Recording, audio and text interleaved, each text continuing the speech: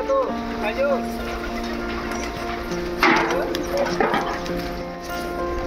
মোটরটা জুড়ে দিও তো।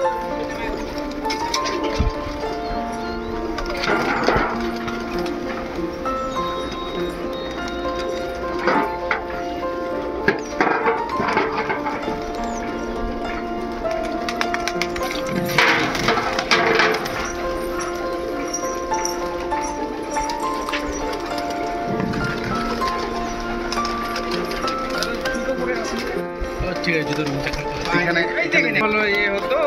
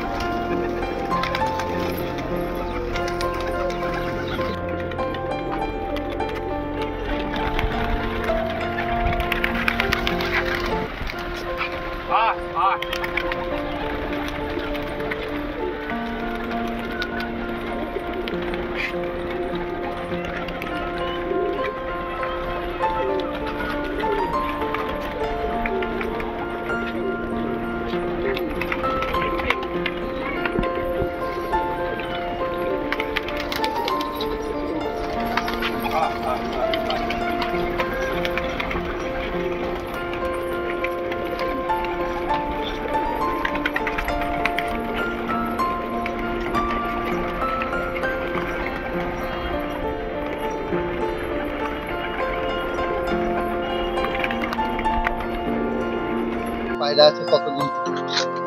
আমি ছোট থেকেই পায়রা পুষি, এখন 3000 প্লাস, 3500-এর মধ্যে আছে। 5000 মতো ছিল, ভাইরাসে কিছু নষ্ট হয়ে গিয়ে 3000 প্লাস 3500-এর মধ্যে দাঁড়িয়েছে। উদ্দেশ্যটা কি এটা? পায়রা হলো শান্তির দ্বীপ।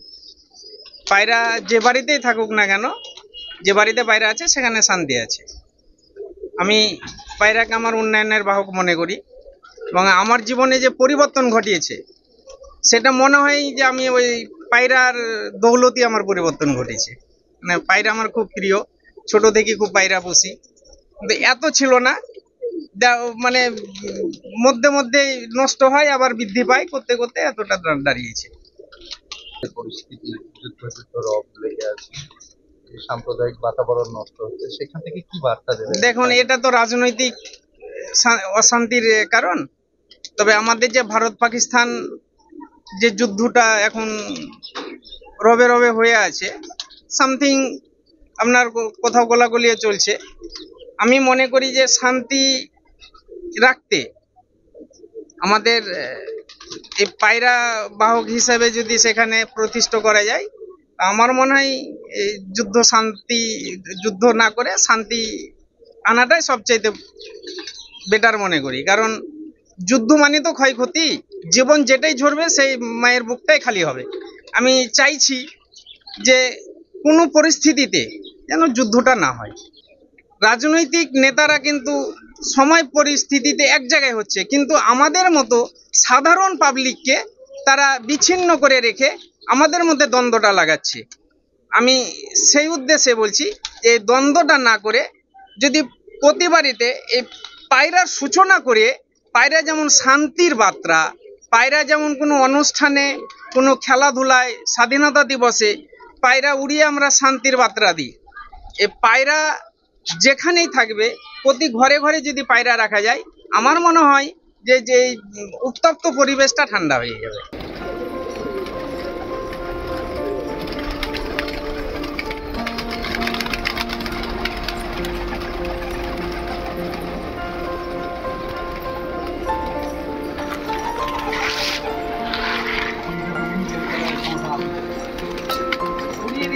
বসে না আপনার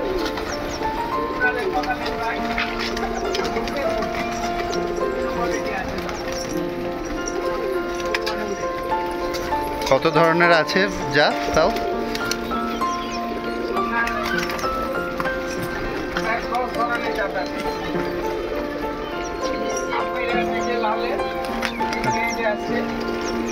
কলকাতা থেকে যাওয়া যায়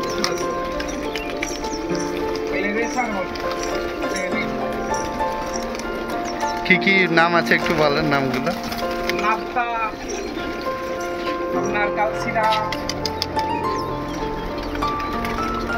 সব কি ম্যাট্রাই, বাইরে থেকে আনা না এখানকারই? বাইরে থেকেও আনা আছে, রেসার আছে, কালদাম আছে। যুদ্ধ নয়, শান্তি চাই, সেই শান্তির বার্তা নিয়েই সাগরদিঘির পাটকেলডাঙ্গা অঞ্চলের গৌরীপুর এলাকার বাসিন্দা নাজমুল হক পেশায় একজন ব্যবসায়ী। তিনি ছোট থেকেই পায়রা খুবই ভালোবাসতেন এবং সেই কারণের জন্যই ছোট থেকেই তিনি পায়রা পোষেন এবং এই পায়রা পুষে তিনি সমাজকে একটি বার্তা দিতে চান যে শান্তি ফিরুক, শান্তি ফিরুক ভারতবর্ষে তথা মুর্শিদাবাদ সহ বিভিন্ন জায়গায় যে অপ্রীতিকর ঘটনা প্রত্যেকটা মুহূর্ত ঘটে চলেছে সেই ঘটনা যাতে না ঘটে, প্রত্যেকটি মানুষ যাতে শান্তিতে বিরাজমান হয়, শান্তিতে থাকতে পারেন, সেই বার্তা দেওয়ার উদ্দেশ্যেই তিনি পায়রা পোষারও নিদান দেন সাধারণ মানুষকে। তিনি ছোট বয়স থেকেই পায়রা পুষতে ভালোবাসেন, বিভিন্ন প্রজাতির পায়রা নিয়ে এসে বাড়িতেই লালন পালন করতেন তিনি। এই মুহূর্তে প্রায় 3000 পায়রা তার এক ডাকেই তার ছাদে এসে বসে যায়। প্রায় 3000 পায়রাকে অতি সুন্দরভাবে লালিত পালিত করেন তিনি। প্রত্যেক দিন 3 বেলা তাদের খাবারেরও যোগান দেন নাজমুল হক। সাগরদিঘি পাটকেলডাঙ্গা এলাকার বাসিন্দা নাজমুল হক জানান যে এই পায়রা থেকেই তার ব্যবসায়িক উন্নতি, তার পরিবারের শান্তি, পাশাপাশি এলাকারও শান্তি। তিনি এই বার্তাই দিতে চান যে পায়রা শান্তির দূত, পায়রা শান্তির বার্তা নিয়ে আসে এবং পায়রা যে কোনো অশুভ শক্তিকে পরাস্ত করে শুভ শক্তির বিরাজমান ঘটায়। সেই কারণেই তিনি পায়রা পোষেন ছোট থেকেই এবং আজ তার ছাদে 3000 পায়রা। যদিও তিনি আক্ষেপের সাথে জানিয়েছেন যে বিগত দিনে বেশ কিছু ভাইরাসের প্রকোপে প্রায় 1000-2 পায়রার প্রাণ চলে গিয়েছে, তবুও তিনি এখনো পর্যন্ত যে 3000 পায়রা আছে তাদের প্রত্যেক দিন 3 বেলার খাবারের ব্যবস্থা করেন, পাশাপাশি তাদের চিকিৎসার ব্যবস্থাও করেন। এবং তিনি একথাও জানান যে তিনি বাড়িতে যদি নিচে বসে থাকেন, যদি ছাদে উঠতে দেরি করেন, তাহলে পায়রারাও নিচে নেমে চলে আসে, সে কতক্ষণে ছাদে উঠবে। তার সারাদিনের প্রথম কাজ সকালবেলায় ঘুম থেকে উঠেই এই পায়রাদের খাবার যোগান দেয়া, তারপরেই তিনি তার নিজের ব্যক্তিগত কাজে বেরোন। সকালবেলায় উঠে এই পায়রা সেবাই তার মহৎ সেবা। এই সেবার মধ্যে দিয়ে তিনি দেশকে একটি বার্তা দিতে চেয়েছেন, যুদ্ধ নয়, শান্তি চাই। সবাই ঘরে ঘরে পায়রা পুষুক এবং শান্তি বিরাজমান হোক এলাকার সাথে সাথে দেশে। ভারত পাকিস্তান যে যুদ্ধ পরিস্থিতির চলছে, প্রতিনিয়তই কিছু না কিছু ঘটছিল, যদিও এই মুহূর্তে যুদ্ধবিরতি হয়ে আছে, কিন্তু সেই পরিস্থিতিও যাতে স্বাভাবিক হয়, শান্তি ফিরে আসে, সেই বার্তাই দিলেন নাজমুল হক।